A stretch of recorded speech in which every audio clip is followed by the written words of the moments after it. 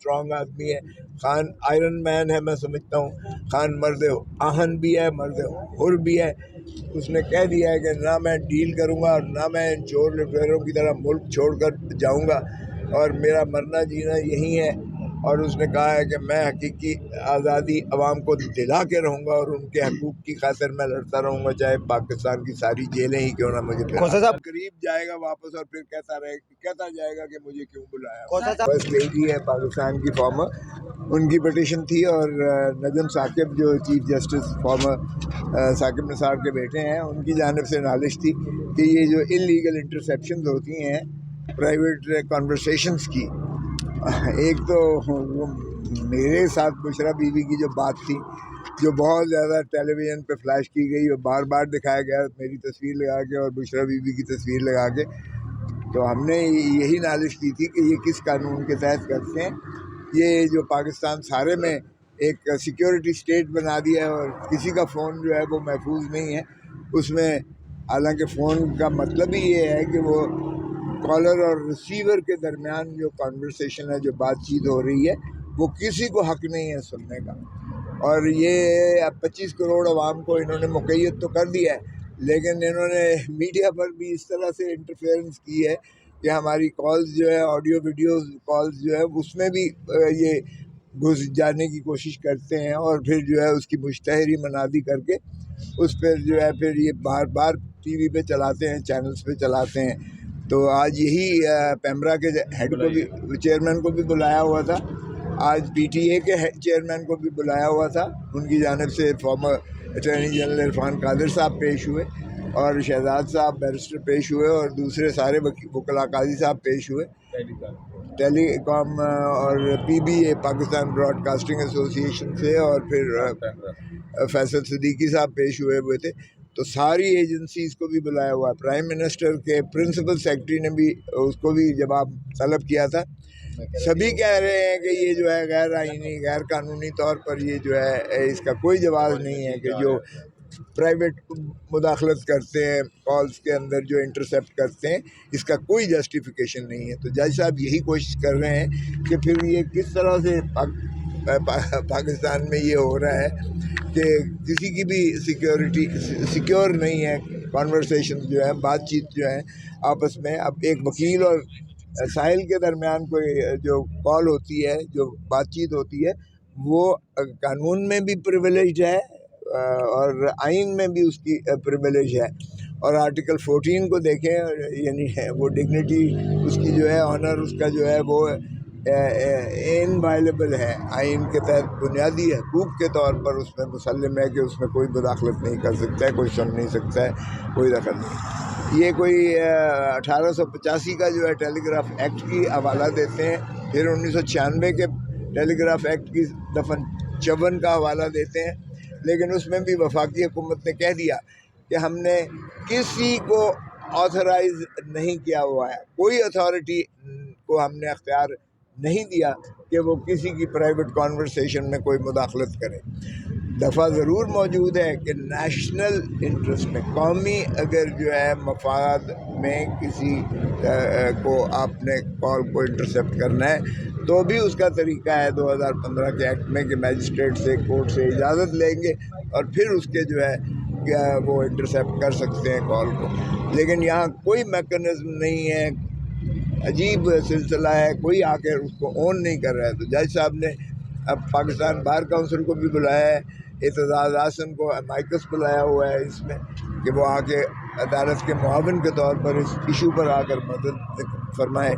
اب اگلی next week کے لیے اس کو دیا ہے, اور جج صاحب کی خواہش ہے کہ یہ عوام کا جو بنیادی حقوق ہے اس کا تحفظ کیا جائے, کیونکہ پرائیویسی جو ہے وہ سٹیزنز کے درمیان وہ ایک بنیادی حق کے طور پر ہمارے آئین میں اس کو پروٹیکٹ کیا گیا ہے. اور اس کی جو خلاف ورزی ہو رہی ہے, یہ آئین کی خلاف ورزی کی جا رہی ہے. یہ کوئی بھی کانورسیشن جو ہے کسی کی محفوظ نہیں ہے, حتیٰ کہ ہمارے اپنے کال سارے جو ہے وہ ہم بات نہیں کر سکتے کسی کے ساتھ کھل کے, کیونکہ ہمارے سارے ٹیپ ہیں وہ ہوتے ہیں آف کورٹ کال. اب وہ کس قانون کے تحت, کس میکانزم کے تحت, کون اس کی اجازت دیتا ہے, کوئی مادر پدر آزاد سسٹم ہے، کوئی پھر اس میں گرفت بھی نہیں ہے. قانون کا اطلاق اس انداز سے کوڈ آف کانڈکٹ تو بنا دیتے ہیں یہ، لیکن اس پر عمل داری نہیں ہوتی ہے. تو یہ ایک بدقسمتی سے بنانا ریپبلک اس ملک کو بنا دیا ہے. رول آف لاء کے نام کی چیز کوئی نہیں ہے. جج صاحب اپنے تئیں کوشش کر رہے ہیں، اللہ کرے کہ یہ ایسا فیصلہ جامع قسم کا ہو کہ اس میں جو ایجنسیز اور دوسرے جو اتھارٹیز ہیں، چاہے وہ ٹیلی گراف ایکٹ کی ہیں، چاہے وہ براڈ کاسٹنگ ایسوسیشن کی ہیں، چاہے وہ پیمرا ہے، اور چاہے وہ انٹیریئر منسٹری ہے یا ایف آئی اے ہے یا جو بھی ہے، وہ اس طرح کی حرکتوں سے باز آئیں.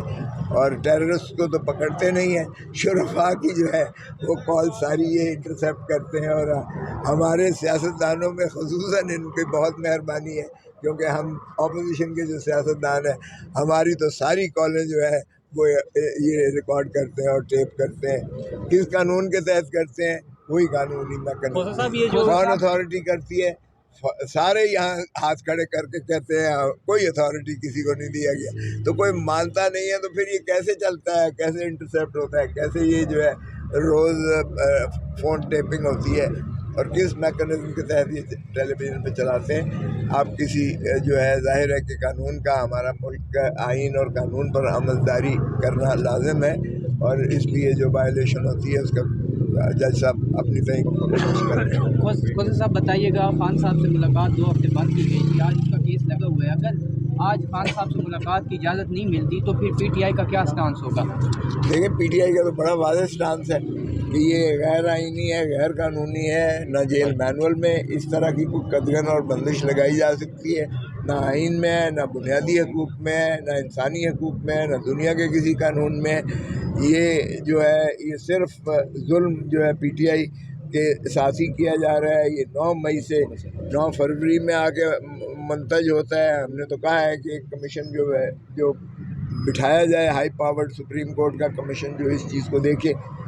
45 سال ہمیں انتظار نہ کروائی جائے. بھٹو کے کیس میں 45 سال بعد انہوں نے کہا ہے کہ ناانصافی ہوئی ہے. تو ہمارا بھی جو عمران خان کو پابند سلاسل کیا ہوا ہے، اس کا بھی جو ہے بالکل ہونی چاہیے جوڈیشل کمیشن کی. کیا 9 مئی بھی ایک آرکیسٹرڈ ڈرامہ تھا جو صرف ایک اور حد عزیز قائد کو جو ہے عوام سے منقطع کر کے اس کی پارٹی کو جو ہے تتر بتر کر کے بکھیرنا مقصود تھا.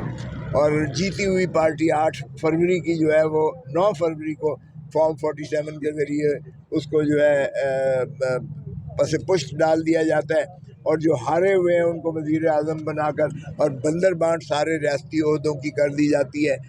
یہ عوام کے خواہشات کے خلاف ہے یہ ایوان جو بیٹھا ہوا ہے، کیونکہ اس ایوان کی تقدس اسی چیز پر محیط ہے کہ منتج ہے کہ عوام کے نمائندے وہاں بیٹھے ہیں، عوام کی وہاں ترجمان بیٹھے ہوئے ہیں، عوام کی اور مستقبل کا فیصلہ کرنے والے لوگ بیٹھے ہوئے ہیں. اگر چور ڈاکو لٹیروں کو اپنی دھن دولت یا طاقت کی وجہ سے ان کو جبری جتا کر اور ان کو جو ہے تاج پوشی کروا دی جائے تو یہ قوم اور ملک نہیں مانے گا، اور اس طرح سے نہ حکومت چلے گی، نہ ریاست کا. اچھا سر، مقاصد کیا ہو سکتے ہیں عمران خان کے پہ پابندی لگانے کے؟ مین مقاصد کیا لگتا ہے آپ کو، کیا ہو سکتے ہیں؟ اس کا مقصد صاف ظاہر ہے کہ ہمیں پہلے انہوں نے جو ہے بطور پارٹی کے انہوں نے منہدم کرنے کی کوشش کی. آفرین ہے، صد آفرین عوام کو، میں ان کو سلوٹ کرتا ہوں جنہوں نے جا کے کینڈیڈیٹ بھی ڈھونڈا ہے اور جنہوں نے سمبل بھی ڈھونڈے ہیں. ہم نے ایک بلہ مانگا تھا، جہیز کا سارا سامان دے دیا. کوئی آلو ڈھونڈ رہا تھا، کوئی بینگن ڈھونڈ رہا تھا، کوئی دروازہ ڈھونڈ رہا تھا، کوئی چارپائی ڈھونڈ رہا تھا، لیکن انہوں نے بلے کو نشان نہیں دینا تھا. انہوں نے عمران خان کو ووٹ دینا تھا، اور انہوں نے چن چن کے دیکھا ہے کہ عمران خان کا امیدوار کون ہے. بلہ لے لینے سے بھی انہوں نے جو ہے اس کا کوئی فرق نہیں پڑا ہے. پاکستان تحریک انصاف کو اور عمران خان کو بھرپور انداز سے انہوں نے ووٹ دیا ہے. سو اس لیے اگر یہ اس قسم کی حرکت کی ہے انہوں نے، اس کے بعد ہماری جو ہے مخصوص نشستیں انہوں نے ٹیک اوور کر لی، مخصوص نشستیں انہوں نے ہماری ٹیک اوور کر لی ہیں. اور اس کے بعد اب چونکہ سینٹ کا الیکشن ہے، یہ سینٹ کے الیکشن میں ہمیں جو ہے نقصان پہنچانے کے لیے ہم سے یہ عمران خان کی ملاقات کو پابندی لگا دی ہے تاکہ مشاورت نہ ہو سکے مؤثر طور سے اور ہمیں سینٹ میں بھی نقصان ہو. تو یہ ہمیں مارجنلائز کرنے کے لیے پاکستان تحریک انصاف کو یہ سارے ڈرامہ اور ساری غیر آئینی اور غیر قانونی جو ہے حرکتیں کر رہے ہیں.